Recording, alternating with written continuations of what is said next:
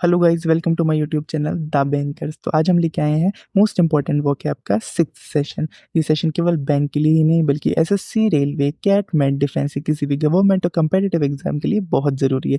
तो स्टार्ट करते हैं हमारे वेरी फर्स्ट वर्ड से, इंडस्ट्रियस। इंडस्ट्रियस कैसे याद रखोगे? इंडस्ट्री लिखा आ रहा है ना, इंडस्ट्री। तो इंडस्ट्री में जो लोग काम करते हैं वो कैसे होते हैं? मेहनती होते हैं ना। तो इंडस्ट्रियस से कोई इंसान मतलब कैसा है? वो इंसान मेहनती है, हार्ड वर्किंग है, बहुत ज़्यादा काम करता है, डिलीजेंट है, एसिडुअस है यानी मेहनती है। एंटोनियम्स क्या हो जाते हैं इसके? बहुत लेजी है, आलसी है, इनएक्टिव है, काम ही नहीं करता, पड़ा रहता है, आइडिल है मतलब आलसी है, इंडोलेंट है, कुछ काम ही नहीं करता, पड़ा रहता है। इसका एक और वर्ड होता है काउच पोटैटो है। काउच पोटैटो क्या होता है? काउच होता है ना, बीन बैग टाइप का, काउच पे पड़ा रहे कोई इंसान, तो क्या होगा? वो आलसी होगा। Couch potato.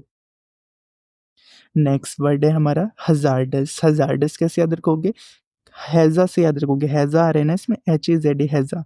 हैज़ा हो गया किसी इंसान को, मतलब क्या है? कोई चीज़ बहुत ज़्यादा खतरनाक है। किसी चीज़ से हैज़ा हो रहा है मतलब वो चीज़ कैसी है? खतरनाक है।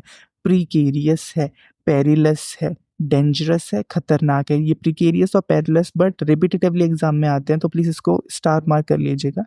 इसके एंटोनिम्स क्या हो जाते हैं? कोई चीज़ सेफ है, इनोक्यूअस है। इनोक्यूअस मतलब हार्मलेस है, कुछ उससे हार्म नहीं होता है आपको। सेफ है आपके लिए, हार्मलेस।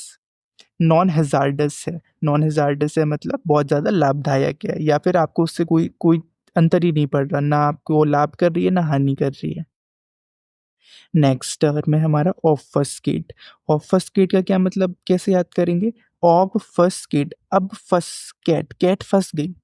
कैट अगर फंस गई किसी जाल में मतलब कैसे? उलझन में आ गई, कंफ्यूजन की स्टेट में। करे तो क्या करे? मतलब कैसी कंडीशन में हो आप? बहुत ज़्यादा कंफ्यूजन की स्टेट में हो, बीविल्डर की स्टेट में हो, परप्लेक्स्ड हो, कंफ्यूजन है, पजल्ड हो। पजल बनाते हैं ना हम रीजनिंग में, तो कैसे होते हैं? वो कंफ्यूजिंग होते हैं। तो इस तरीके से याद रखेंगे कि पजल्ड है मतलब कंफ्यूजिंग है।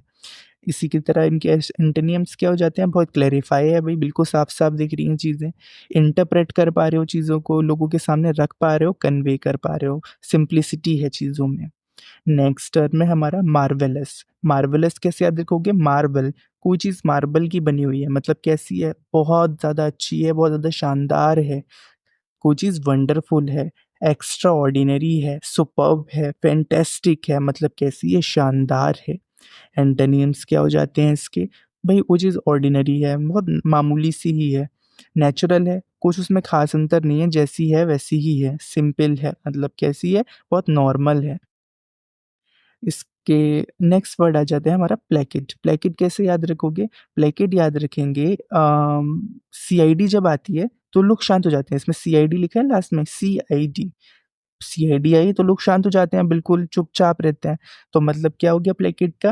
बिल्कुल शांति है, बहुत काम हैं लोग, बहुत पीसफुल है चीज़ें, क्वाइट है, बिल्कुल शांति है, कोई नॉइज़ नहीं है, सीरीन है एटमॉस्फेयर, शांति का एटमॉस्फेयर है, ट्रैंक्विलिटी है, बहुत शांति है, कामनेस है।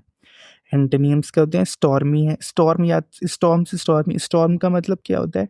तूफान आना। तो अगर स्टॉर्मी है कोई इंसान मतलब कैसे? बहुत ज़्यादा एंग्शियस है, बहुत ज़्यादा घबराहट में है, अपसेट है, डिस्टर्ब्ड है, बॉदर्ड है, कोई से परेशान कर रही है कोई चीज़ उसको। नॉइज़ी है, नॉइज़ी मतलब नॉइज़ से याद करोगे। नॉइज़ी है, बहुत शोर हो रहा है, अंदर से बहुत शोर में है वो इंसान, मतलब कैसे? बहुत दुखी है, घबराया हुआ है। इसी की तरह इसके और टर्म्स क्या हो सकते हैं? भई एंग्शियस है, बहुत घबराहट में भरा हुआ है, नर्वस है। तो ये था हमारे मोस्ट इम्पोर्टेंट वोकैब का सेशन। होप सो आपको ये सेशन पसंद आया हो। Please like, share and subscribe.